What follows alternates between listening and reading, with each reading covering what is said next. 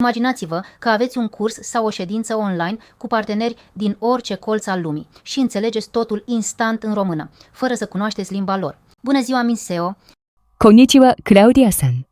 よろしくお願いします。 Avem nevoie de piese pentru espresoare, modelul nou. Le aveți disponibile?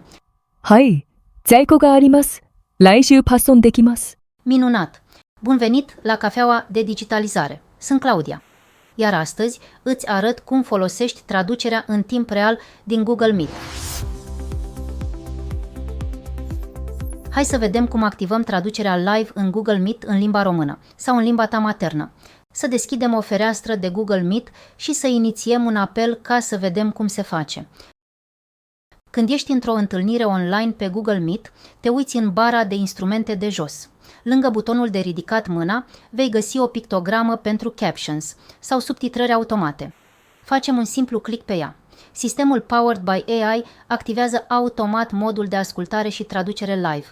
Din setări puteți chiar personaliza mărimea fontului sau culorile pentru a fi cât mai ușor de citit.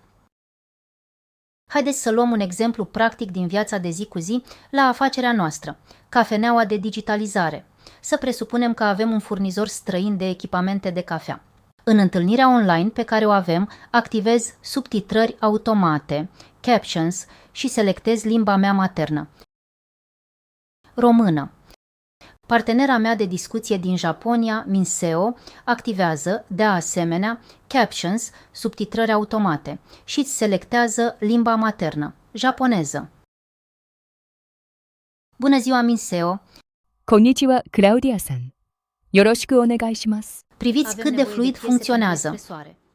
Când îi răspund în română, Minseo vede pe monitorul ei traducerea instantă în propria limbă, fără pauze stânjenitoare, fără dicționare și fără să întrerupem fluxul discuției.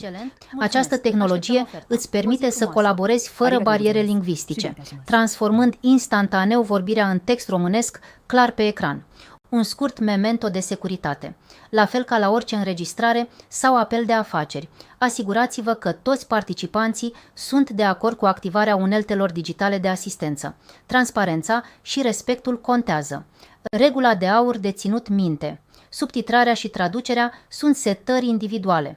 Dacă ești într-un meeting cu participanți din 5 țări diferite, fiecare persoană își poate selecta propria limbă din setările sale. Astfel, indiferent în ce limbă vorbește cel care ia cuvântul, tu vei vedea textul tradus în limba aleasă de tine. Să vedem ce ne pregătește Google. Good morning, sir. Xin chào, tôi đã đến rồi, bạn ở đâu? Tôi không chắc mình đang ở đâu. I am not sure where I am. Let me look. Pe lângă subtitrările clasice, Google testează și funcția Speech Translation, traducerea vorbirii, disponibilă în secțiunea Meeting Tools. Acum este în varianta beta. Ce înseamnă asta? Înseamnă că este o opțiune nouă, aflată în faza de testare și dezvoltare de către Google. Poate fi gratuită sau inclusă în anumite pachete premium sau workspace.